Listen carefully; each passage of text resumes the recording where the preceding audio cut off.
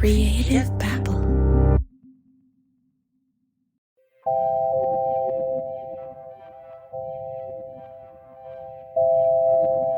You may remember Sharon McConnell Dickerson from episode 8 titled The Sculptor. You know, sculpting is the way I access a lost sense. It is the vehicle through which I access a lost sense, my sight. You know, the blind artist who casted the faces of the dying blues musicians. When we first recorded that episode, back in season 1, she told me a story that quite frankly was hard to believe. It sounded like something out of a movie. It's one of the most sadistic con artist stories I've ever heard. And warning, this episode is pretty dark, so if you don't like that kind of stuff, you've been warned.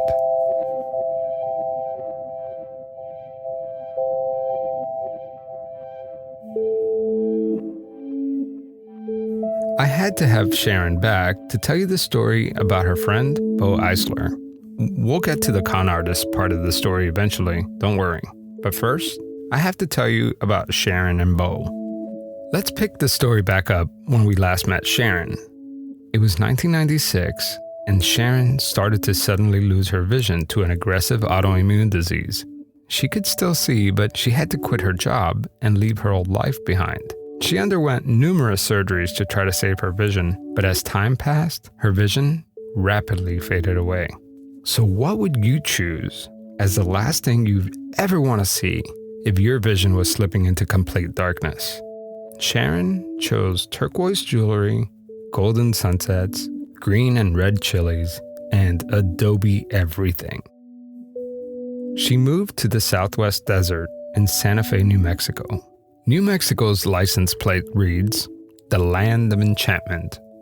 And that's one of the reasons why Sharon wanted to move there. This is where she met Bo Eisler. Bo owned a small shop selling high-end cowboy couture, hand-tooled Western belts, pottery, jewelry, you know, that kind of stuff. I came into his store, East West Trading Company. We just got talking, and I, of course, was I had to look around at all these beautiful things, and I had a lot more vision back then. Today, Sharon's vision is almost completely gone. But back then, she could still see and get around independently without anyone actually suspecting she had a vision problem. When I met him, I did not walk with the use of a cane or a guide dog. Although my vision was impaired, I couldn't drive or anything like that. So I was able to look around at all these beautiful things, and I found a pair of ruby-colored patent leather vintage boots that just were the coolest boots ever. Bo approached her and said, "You know, I've had those there for so long," he said, "but nobody's had this small enough feet to fit in those." And I said, "Well, you know, they look about my size." Sharon and Bo quickly became friends. He introduced me to blues music, and I just loved it. And then I realized, oh my gosh, you know, she kind of liked him. So he asked her if he could take her out for dinner sometime. I wish I would have captured this conversation on tape, but Sharon told me that on their first date, she didn't want to admit to Bo that she was losing her vision.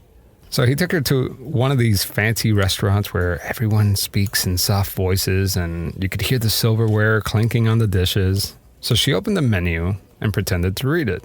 She asked him what he thought was good on the menu. She said she'll never forget what she ordered.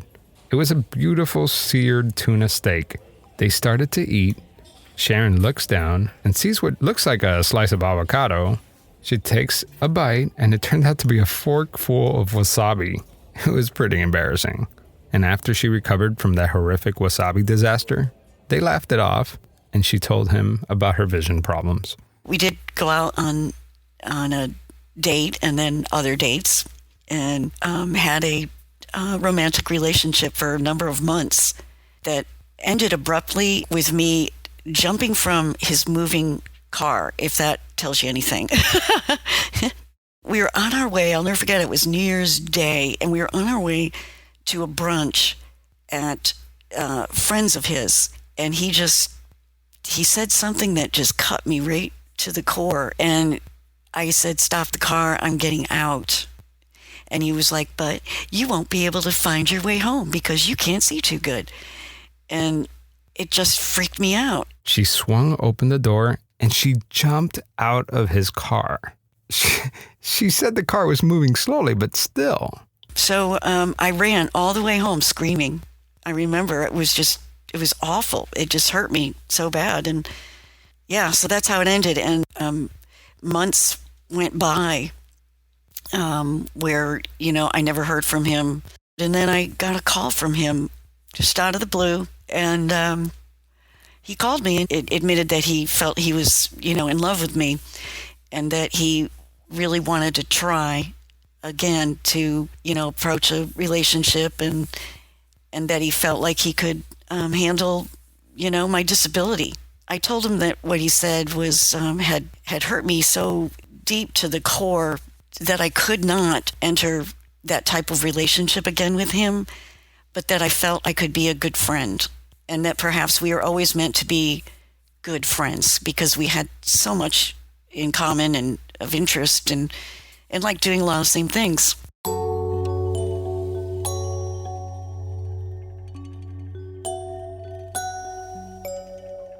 But it wasn't over. From that moment, Bo and Sharon became like brother and sister. Sharon eventually moved to Mississippi and got married to her husband David. And Bo eventually left New Mexico to start a new life in Central America. They went their separate ways, but they were never really apart. It's important to describe the bond that these two shared because Bo was about to be wrapped up in an international con artist trap. When Bo got in trouble, even an ocean away, Sharon, his best friend, knew something was wrong. I'm Javier Leiva, and this is Pretend Radio. Stories about real people pretending to be someone else.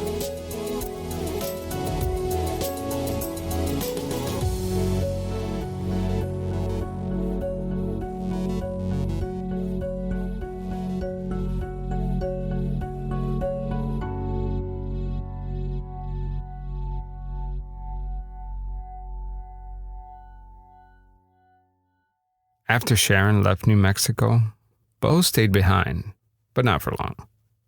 Bo had become just disenchanted, I think, with Santa Fe. He really wanted to meet a special lady, special someone to have in his life. In 2004, Bo started researching a few places in the Caribbean and in Central America. He wanted to go to a place that was slower, quiet, a place where he could just be and be somewhat, have a lot of privacy. He was a very private person. He settled on a small chain of islands in Panama called Bocas del Toro, or Bocas del Toro, like the American expats called it. It literally means the mouth of the bull in Spanish. It was perfect. Bo bought 3 acres of land on one of the larger islands and built a house nestled between the jungle and the ocean.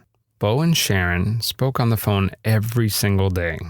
Initially, he loved it.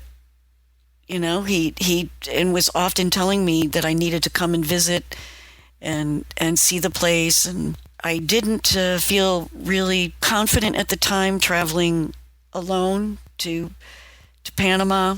Bocas del Toro was a perfect place for someone who wanted to get away from it all. A place to leave it all behind, like run away from the law, or ditch your ex-wife. It was an archipelago where you can buy a private island in the bay that's only accessible by boat for as little as $25,000.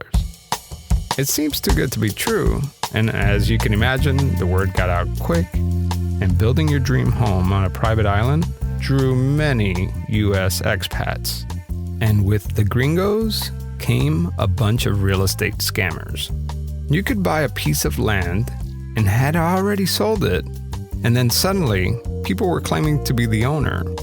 But luckily for Bo Eisler, he had the deed to his property, and he was good to go. Sharon and Bo kept in touch. For the most part, we spoke a couple times a week, I mean, I knew about his friends and, I knew about all his friends and what he was doing and where he was going on a regular basis. By 2009, only a few years after building his dream home on a perfect tropical island, Bo decided that Bocas del Toro was not for him. Yeah, he got disenchanted with, the sincerity of some of the ladies he was dating, and he was a gringo, right, with money. And so that was, he became very lonely. Bo told Sharon that he wanted out, and he wanted to move to Mississippi to be closer to her. I was single at the time, and we would be housemates here. I, have a large home, as you know, and there was plenty of room for him to have his privacy. So he put his house on the market. And eventually, a man going by the name of Bill Cortez and his wife Laura Reece were interested in buying the property. Bill Cortez was most commonly referred to as Wild Bill. We'll get to more about him in a minute. But for now, all we need to know is that he's interested in buying Bo's house.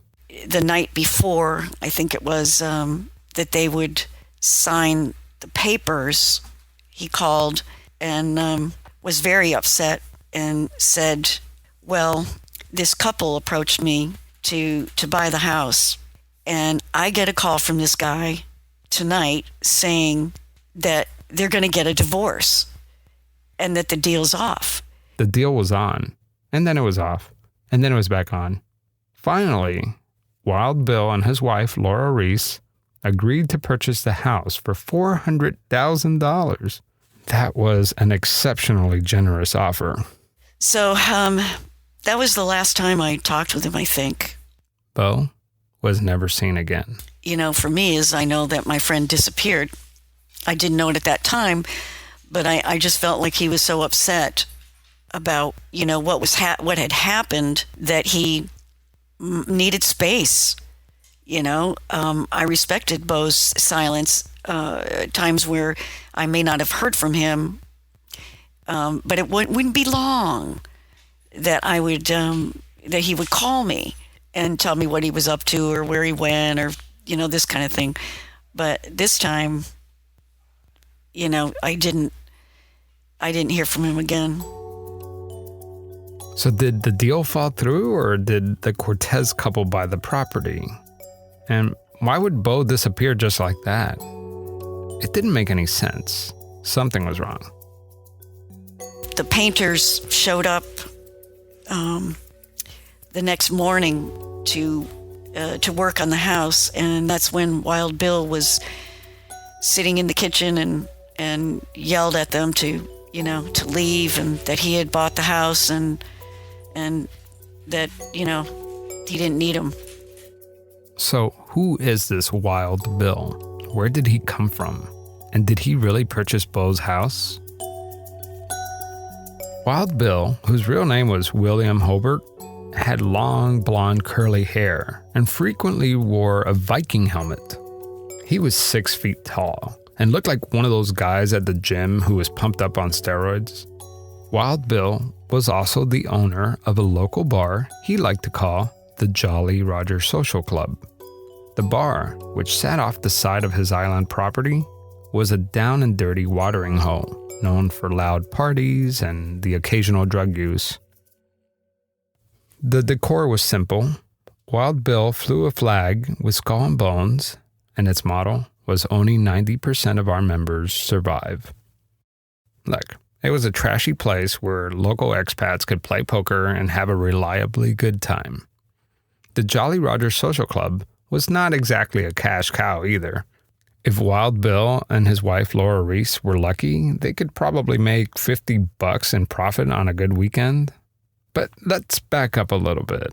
How exactly did Wild Bill end up with such a large property to begin with?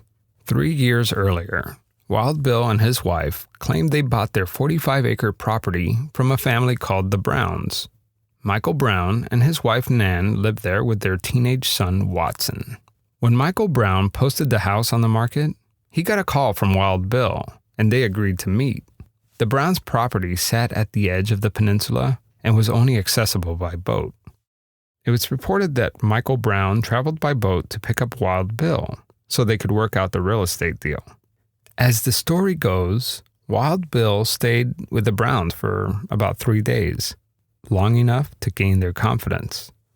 According to Wild Bill, on the last night of his visit, Michael Brown signed over the property to him. Wild Bill explains that the Brown family handed him the keys and quickly moved away. When people ask Wild Bill about the Browns, he simply replied that they left Bocas del Toro and didn't leave a forwarding address. The Brown family was gone. Wild Bill wasted no time. He and his wife, Laura Reece, quickly moved in and set up a bar at the end of the property, the infamous Jolly Roger Social Club. One of the bar's regular patron was Cher Hughes, a businesswoman from Florida. Cher had recently split from her husband and lived alone in their dream home just a mile away from the Jolly Roger Social Club. Despite her cheerful appearance, Cher's family said that she was lonely out in Panama all by herself. She also started to fear for her safety because there were 2 or 3 break-ins on her property, and it appeared as if someone was trying to force open her filing cabinet. Cher Hughes and Wild Bill were close friends, so when she decided it was time to sell her property, she went over to Wild Bill's house to discuss the sale. Later that afternoon, 2 local men who were paid to cut the grass and maintain the property say they saw Wild Bill and Cher leaving on a boat together at the old Brown family property. Cher was never seen again. So let me get this straight. Either Wild Bill is a real estate genius or something is terribly wrong here. Where is Bo Eisler? Where are the Browns? Where is Cher Hughes? You're telling me all of them skipped town after selling Wild Bill their dream homes? Pretty soon, people started to worry about Cher's whereabouts. She was always around. Where could she possibly be? Cher's friend, who was expecting to meet her the day after she sold Wild Bill the property, never heard back from Cher. Her friend tried calling her cell phone, but no answer. A friend named Miguel Angel got on a boat and drove to Cher's house, only to find Laura Reece, Wild Bill's wife. She told him to get off her property because it was her property now. She told him that Cher got sick and moved to Panama City. But that's when Miguel Angel heard a whimpering. It was Cher's 2 dogs. Something was wrong. Cher would never leave her dogs behind. But later that day, friends received a text from Cher. It read, "I'm fine, don't worry about me. I met a guy and went off on a sailboat with him." What about the Brown family? Did anyone even notice they were missing? Michael Brown's older children, who didn't live in Bocas del Toro, started to get worried. Watson, their teenage son, stopped writing emails to his half-sister and brother. Also, Michael Brown's financial manager noticed that money was being withdrawn from the Browns' account in Bocas del Toro. But despite all this, the Browns were clearly gone, and nobody filed a missing persons report. So back to Sharon McConnell Dickerson. When did she realize that Bo Eisler could be in trouble? I suspect he was missing a couple months. I figured something's wrong. And, I was getting his credit card statements, and I felt like if he was traveling, that there'd be something on there, and payments, and there was no activity. And Bo paid off his credit card bills, but there wasn't any activity at all on them. Sharon started making phone calls. I had heard through the grapevine that he had sold his house, and this couldn't have been true because I would have heard about it. Suddenly, she remembered the name of Bo Eisler's real estate agent. He kept mentioning the name Walter Cawano, so she tracked him down. Walter would be the one that I would later convince and plead to go make a missing persons report, because I couldn't and I didn't want to fly to Panama and do that. I felt fearful of going to that place. At this point, Sharon is really worried, so she calls Bo's attorney in Boca, Daniel Anaya. Anaya happily gave Sharon the name and cell phone number of the owner of Bo Eisler's house, William Holbert. You know, Wild Bill. I did call the number, and there was no answer, and I left a message that was friendly. Hey, I heard that you bought my friend Bo's house, and I just wanted to, I hadn't heard from him, and, just wondered, if you knew where he went and where he moved, and please give me a call. And then I waited and waited, no response. I called him back a second time and said, I really need for you to call me. Something's wrong. Please call me. The last time I called Wild Bill, I left a very, a threatening message and said, I know that you did not buy my friend's house. And if you don't call me back, I'm going to call the local police, and then I'm going to call the U.S. Embassy in Panama. And I hung up. And then I immediately called the U.S. Embassy and told my story there to someone. And they put me on hold and came back on the line and said, my supervisor is allowing me to share some information with you about another missing persons report on the same island. And I think you and the family should be in touch with each other. And that's when he told me that Cher Hughes was missing, and that her niece, Mary Whitmire, had reported, her suspicion, and that she knew something was very wrong. And then you call and say the same name, Bill Cortez, because she had said Bill Cortez had supposedly purchased Cher's property. And then I tell them the same name person has so-called, purchased Bo's property. And he said, so now they were going to, begin investigating. The local media published missing posters of Bo and Cher Hughes, asking readers to be on alert. The walls were closing in on them. And just like that, Wild Bill and his wife Laura Reece slipped out of Bocas del Toro. After obtaining a search warrant, Panamanian detectives raided the old Brown family property. Once inside, they found Cher's passport, checkbook, credit cards, purse, and cell phone. The two local workers who worked on the property told police that Wild Bill asked them to dig 2 holes in the jungle behind the property. They said that Wild Bill instructed them to dig each hole 6 feet long and 5 feet deep. He told them that it was to bury trash. Police started digging and almost immediately, they uncovered a blue plastic tarp.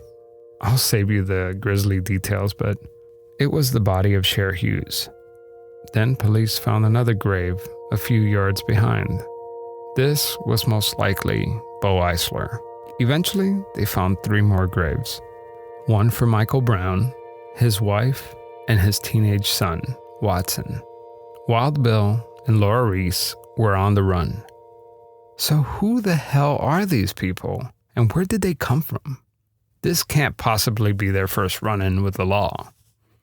In 2005, he wasn't known as Wild Bill.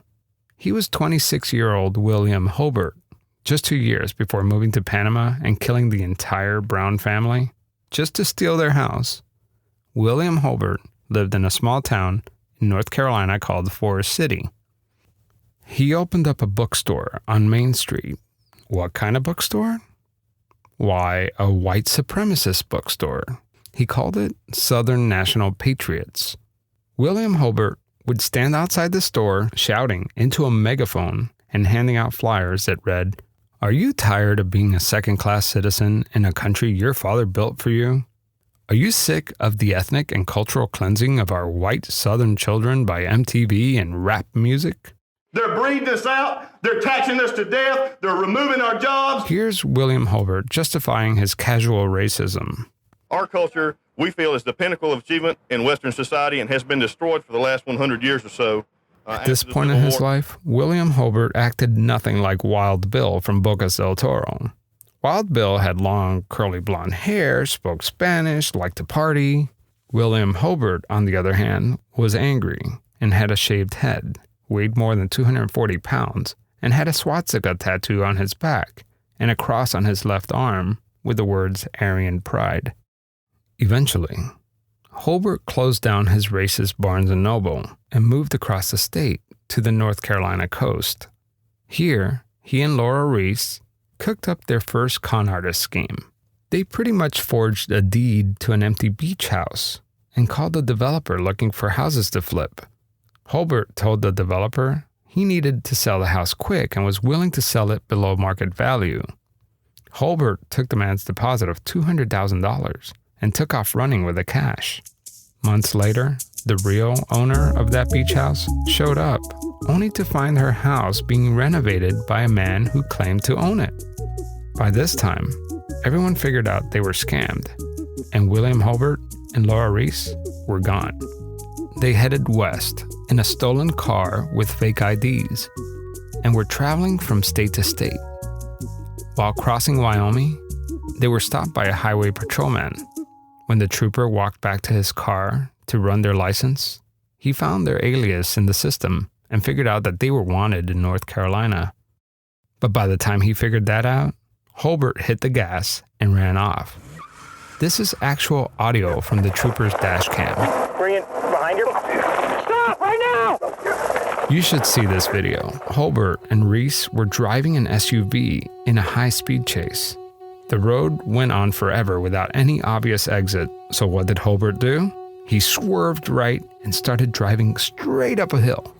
I mean, there was no way that this state trooper could go after him.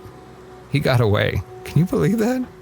Holbert and his wife Laura Reece had no place to hide, so they packed up their bags, most likely with $200,000 they stole from the beach house, and hopped on a cruise and never stepped foot in America again.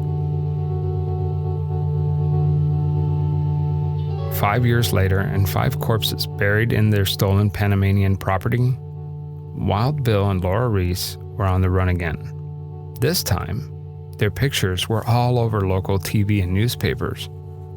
They were spotted in a small town in Costa Rica.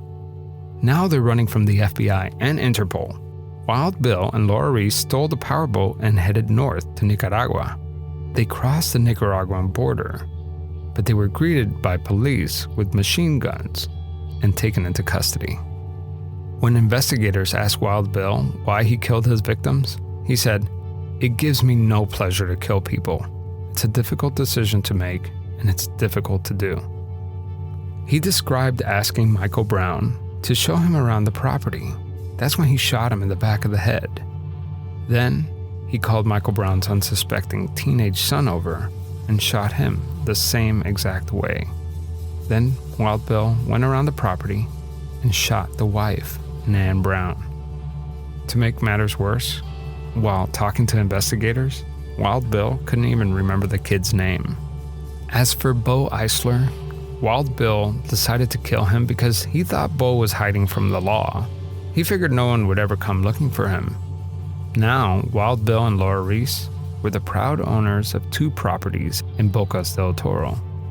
And his last victim, Cher Hughes, died because Wild Bill felt that she was strung up on drugs and had lost her desire to live.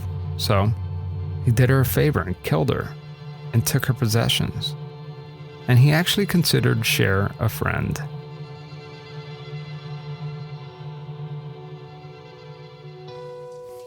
He says that his wife Laura Reece had nothing to do with any of the murders. All she knew was that she magically had a new house and the family that lived in it magically disappeared. Solid defense. William Holbert also admitted to killing one other person during his time in Boca. But this time, he said it was an accident, and he didn't even steal his property. Both Wild Bill and Laura Reece are behind bars, sitting in a Panamanian prison. William Holbert was sentenced to 47 years, and his wife, Laura Reece, got 26 years for her involvement in the murders. But don't worry, Wild Bill found Jesus, and he's going by a new name these days. Meet Brother William Holbert. In early 2012, I, Brother William Dathan Holbert, an inmate, began Panama Prison Ministries with the help of a sparse few churches and individuals in the United States. When salvation from Jesus Christ comes to one, even one so vile as myself, it is so powerful that even the worst sinners become instruments of God. He explains that he was hired by a cartel kingpin to carry out the murders. I'm charged with various homicides and organized crime. I was made infamous after my arrest for being the chief collector and punisher for a powerful international cartel. For 15 years between 1995 and 2010, I operated as an emissary of evil and death. First as leader of a private right-wing militia in the United States, and then as an international cartel collector, and ultimately as executioner of said international cartel.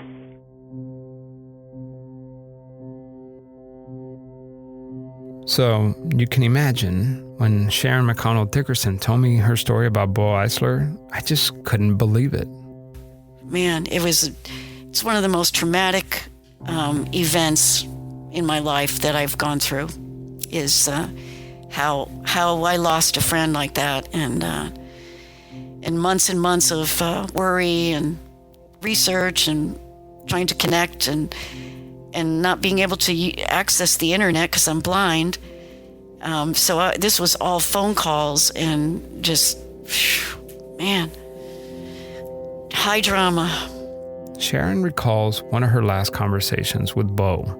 And we had talked about me coming down and get on the plane and, go to Miami. Then you come here. It's no problem. And if I had gone on that trip for my birthday, I would have been there the night and probably that he was murdered, and I probably would have been murdered too.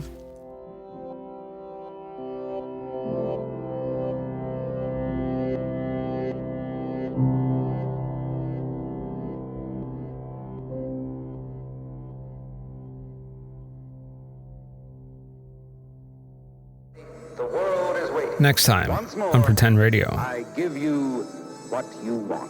This guy heard that if you hijack a plane, the pilot will give you $500,000. And I heard a news spot on one of the Detroit radio stations, and what they said was all these skyjackings that are happening, they can solve the problem if they just give everybody or get tickets. They can give them $500,000, and these guys won't be taking these planes. And when I heard that, I said, "Oh my God!" And I laughed like hell. Jim, that wouldn't be a bad way to make some quick money. Just get a ticket, get on a plane, and get some parachutes and bail out. And he almost got away with it. This story is freaking nuts. Next time on Pretend Radio.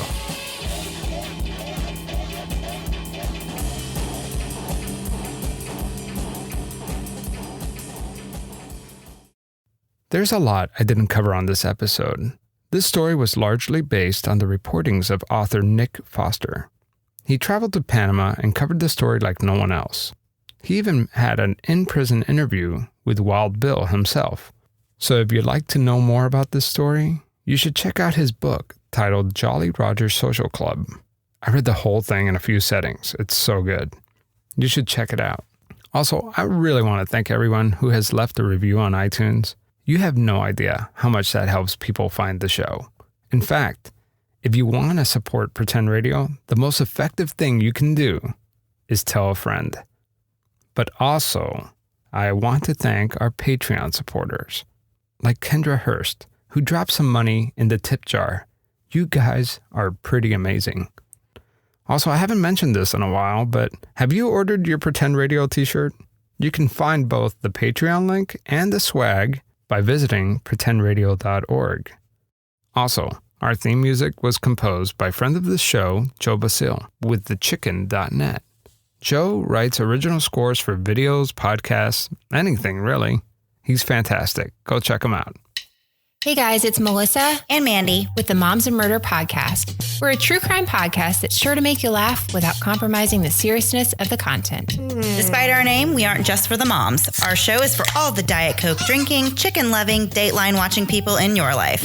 Come for the murder and stay for the witty humor and pop culture references. And you never know, you may even hear from some of your favorite names in the world of true crime, like Dateline's Josh Mankiewicz. Do you have a preference on what we call you? Josh, Mankiewicz, Manx, Sir Manx-a-Lot? I don't hear Sir Manx-a-Lot quite as often as I can make it happen for you. I will make it happen. Broken Homicide's Derek Levasseur. Are you tearing up on me? I saw you waiting. So beautiful, everything you're saying. Or even America's sweetheart, Allie Sweeney. The neighbor suggested that perhaps Kathleen had been attacked by an owl. The owl theory that Melissa and Allie Sweeney believe. Again, so judgy. Check out Moms and Murder anywhere podcasts are found.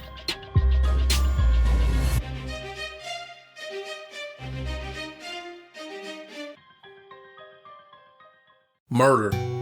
The unlawful, premeditated killing of one human being by another. A short, simple definition of a word that we're all familiar with. For most of us, murder is just that. A word or a definition that has no impact on our lives. But to some people, murder is much more than that. It's real. It's personal because they've lost a loved one to murder. And I want to share their stories with you. My name is Mike Morford, and some of you may know me as co-host of the true crime podcast Criminology. I'd like to invite you to check out my new podcast, The Murder in My Family. In each episode, I'll recount a single murder case and talk one-on-one with the family members of these victims to see how these tragic crimes changed their lives and where their search for justice has taken them since. Starting in July of 2018, you can find and subscribe to The Murder in My Family on iTunes, Google Play, Stitcher, or wherever you listen to podcasts. I hope you'll join me for The Murder in My Family.